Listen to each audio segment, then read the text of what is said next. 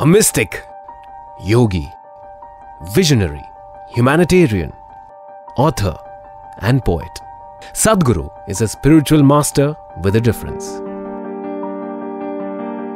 Traversing seamlessly from the ancient to the ultramodern. He bridges the gap between the known and unknown, making a clear break from the mere customs and rituals. Sadhguru presents the inner dimension in a scientific manner.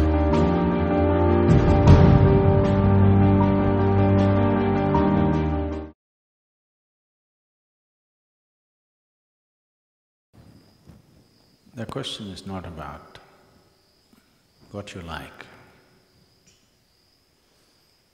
The question is about, does everything around you like you? Have you made yourself in such a way that nobody can help liking you?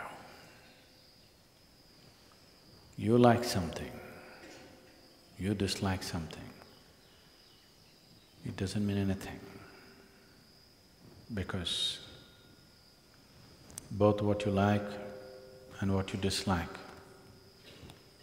are two different kinds of bondages. Both what you like and what you dislike distorts your perception. If you like somebody, you will exaggerate them in your mind. If you dislike somebody, for sure you will exaggerate them in your mind. Exaggeration means you are unable to see things as they are.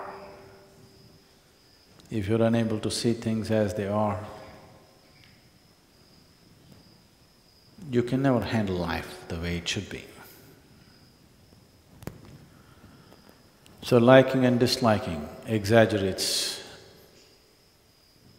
either in positive ways or in negative ways, but it exaggerates or it distorts life. So what you like is not important. Have you made yourself in such a way, not just people, just everything likes you. Every creature around you likes your presence. Even the flowers, the plants and the trees like you. How can the plants and the trees like me? They are very sensitive to who you are. They are extremely sensitive to who you are. They respond accordingly. If you make yourself in such a way that the very earth that you walk upon likes you, then you will see everything in your life will become a blessing. If everything around you dislikes you, you will see everything that could be well-being could become a curse. Right now, there is no curse sitting upon human life. It is things that people want, it's things that people aspire for, things that they work for, strive to have in their life, which turns into curses in their life. Their work, their property, their relationships, their own body, their own mind, which is the cancer of their life. Misery is not raining. Never is raining misery. It's just that things that you like have become source of misery. If you strive to make yourself in such a way, you cannot be helped. Nobody can help liking you. Life will blossom better. Everything will yield their best to you, not their worst. But if you go by what you like, not always life will yield its best. You may have everything and still have nothing.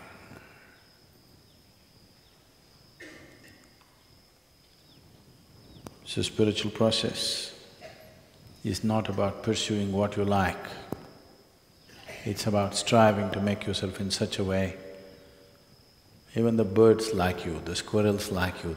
It's about making yourself in such a way that every atom in this existence likes you, wants to yield to you. If existence does not yield to you, you do what you want, nothing will work in real sense. You may do something, you may become something, you may earn a living, you may make a living, but nothing will happen.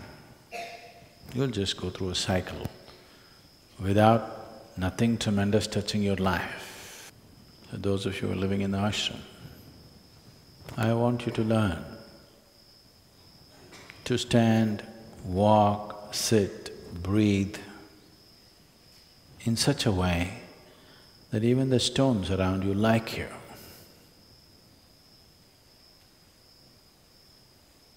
How do I know whether they like me or not?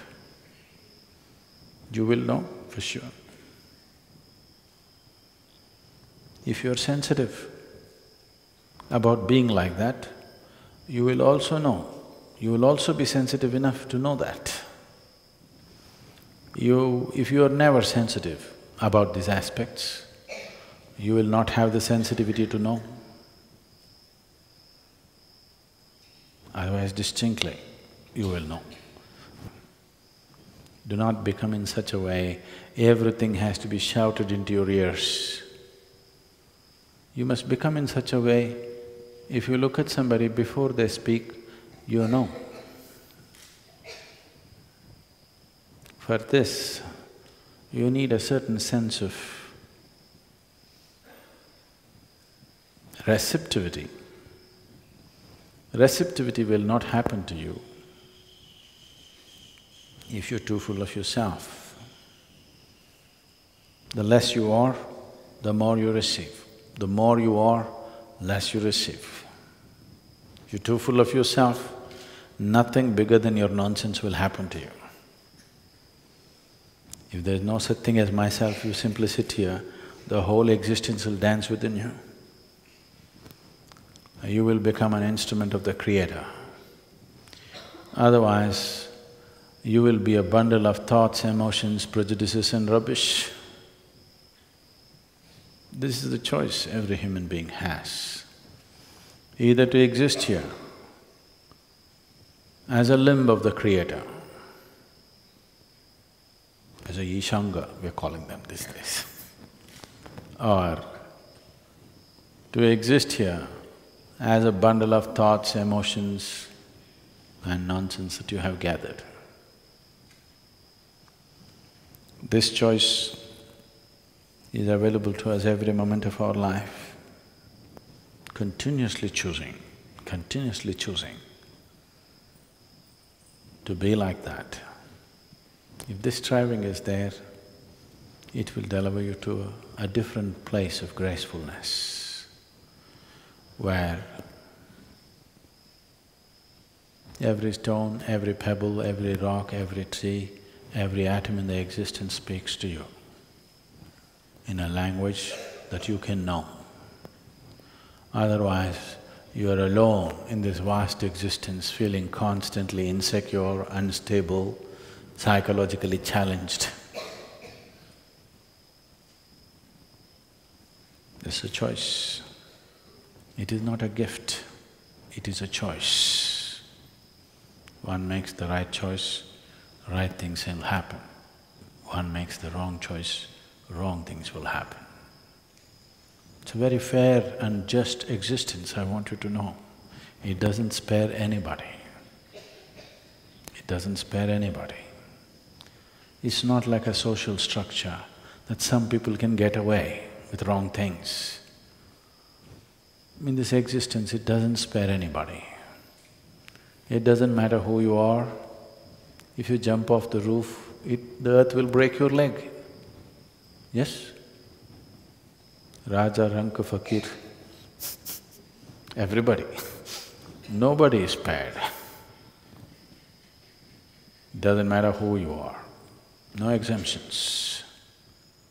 And nobody's barred. Anybody who is willing, for everybody the possibility is open. For everybody, the stick is also there.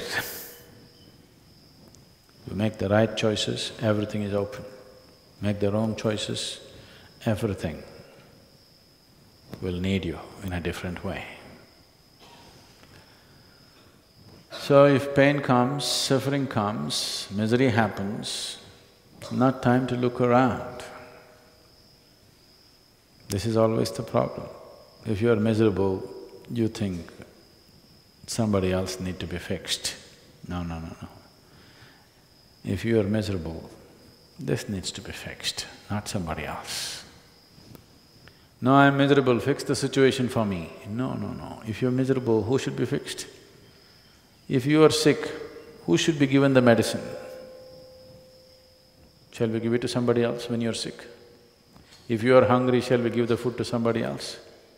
No. It only works if you give it to this, isn't it? If food is like that, medicine is like that, is that not true with every other aspect? That if you are miserable, something else or somebody else need not be fixed, only this one needs to be fixed. Just to understand this simple fact, people take lifetimes. They think something else has to be fixed. On a certain day, Shankaran Pillai went drinking with his friends.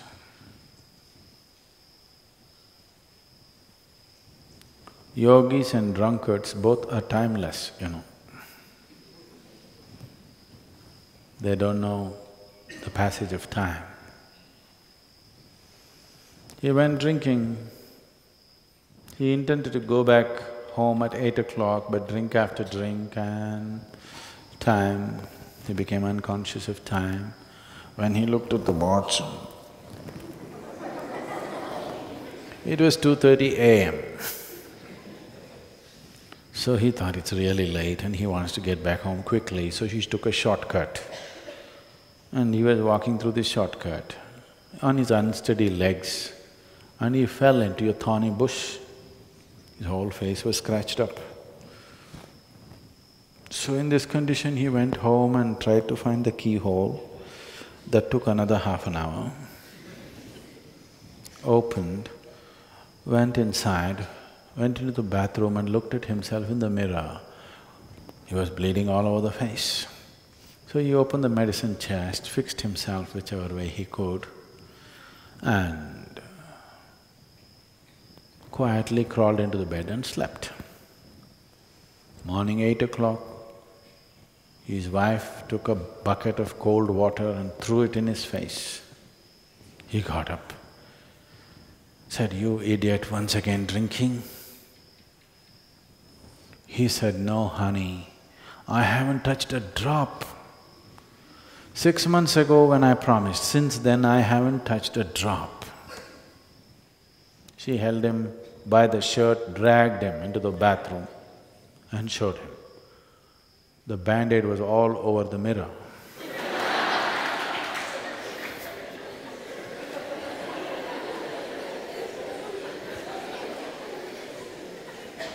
Doesn't work like that.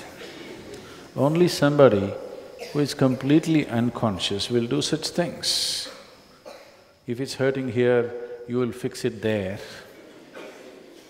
because you're completely unconscious or inebriated. So whenever you're miserable, you want to fix that one and that one and that one. No, no, no, this one needs to be fixed. If you put band-aid on the mirror, it doesn't heal your wounds. You have to attend to the wound. And both your miseries and joys are caused from inside, so it needs to be attended here, not somewhere else. The sooner you learn this, the more graceful and wonderful your life will become.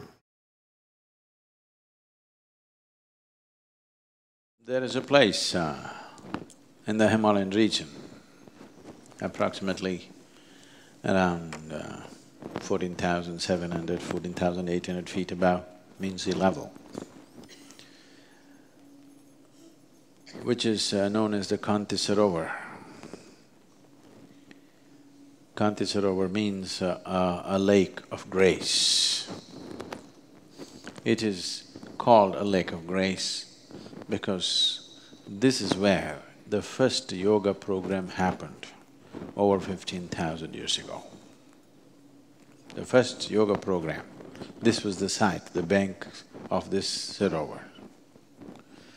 There are a whole lot of stories why geographically it happened here, because Adi Yogi was not here earlier, he was elsewhere. It's lots of stories, but I will not go into the stories, okay? So, he happened to be there on the banks of this lake. And this is where, with 7 disciples, he started his first yoga program. This place is very significant, in the whole planet, this place is very significant because it's in this place, for the first time, a human being perceived that if we strive, we can evolve. Adi Yogi, when he spoke about evolution, I know the theory of evolution is 150 years old, you know. Last year was the 200th birth anniversary of Charles Darwin.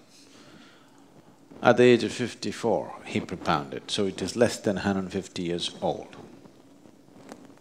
But Adi Yogi spoke about the evolution in a certain way. He said, first, the divine manifested in the form of fish, life underwater. You heard of at least the Indian people, you heard of the 9 avatars? Or avatar means only a Hollywood movie for you. What has happened? 9 manifestations of the divine.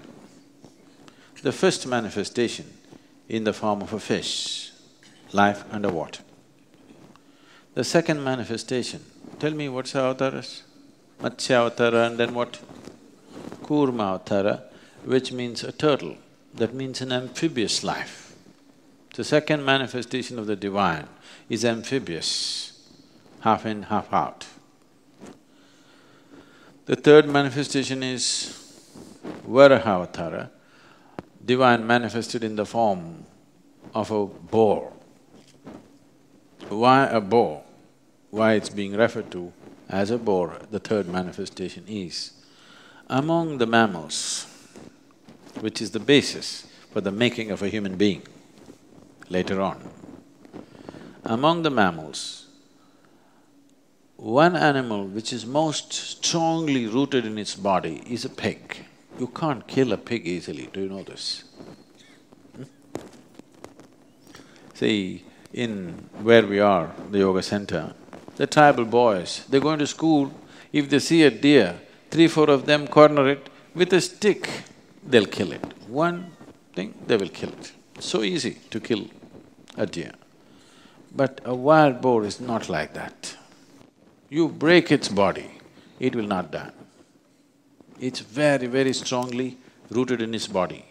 So if somebody is very physical, you say, oh, he's like a pig. Yes or no? Because physically, it's a very rooted life. So the next form of the divine is Varaha as a wild boar. What's the next one? Narasimha, which is half man and half animal form. The next manifestation of the divine is Vamana, a dwarf man. Next one is Purashurama, a full-fledged man but emotionally volatile man. So volatile, he lopped off his own mother's head. Such an angry man. The next one is Rama, a peaceful man. The next one is Krishna, a loving man. Next one is supposed to be the Buddha, a meditative man. The next one is supposed to be a mystical human being. So this need not necessarily mean that one person. They're talking about humanity evolving, life evolving in a certain way. So this Adiyogi said over 15,000 years ago. Does it run very much parallel to Darwin's theory of evolution? Yes or no? It's nearly there, isn't it? In fact, it's very much there. So this was said 15,000 years ago, not 150 years ago. And then he said, as human beings, physically you have evolved to a point, further evolution is not possible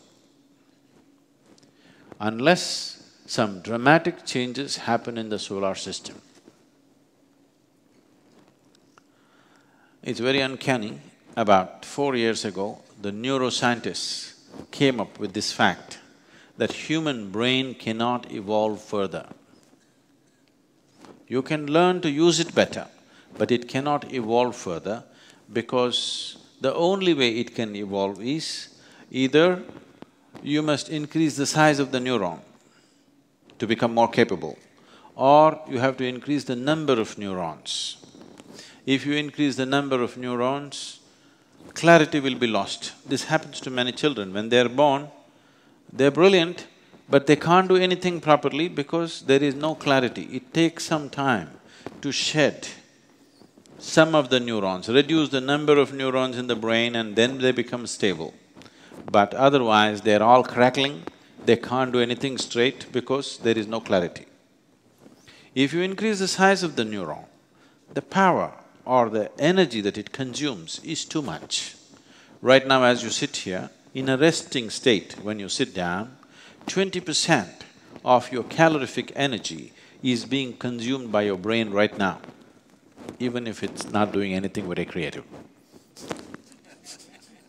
Yes, in a resting state, 20% of your energy is being consumed by your brain because brain is a very high energy consuming part of your body. 20%, it's a small thing. So much body consumes 80%, this much brain consumes 20% of the energy.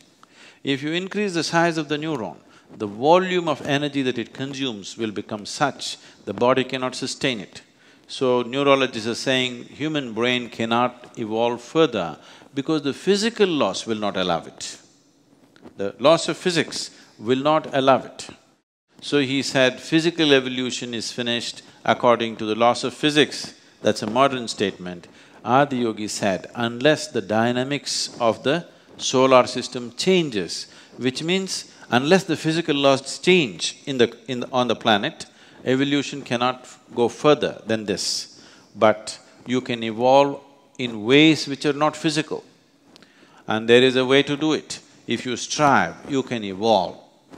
This is the most dynamic and creative process for a human being, that the way you are right now, whatever limitations nature has fixed upon you right now is not concrete, is not 100%. If you strive, you can cross these boundaries. So this idea and the possibility of evolution and the technologies to evolve, as to what you can do to evolve, this happened on the banks of this Kanti Sarovar, about 6 to 8 kilometers above Kedarnath. It's not a touristy place, it's something you have to trek in the snow, otherwise you won't make it. So, this is a place I've been visiting for many years, and only last 3 years or 4 years I have not been there.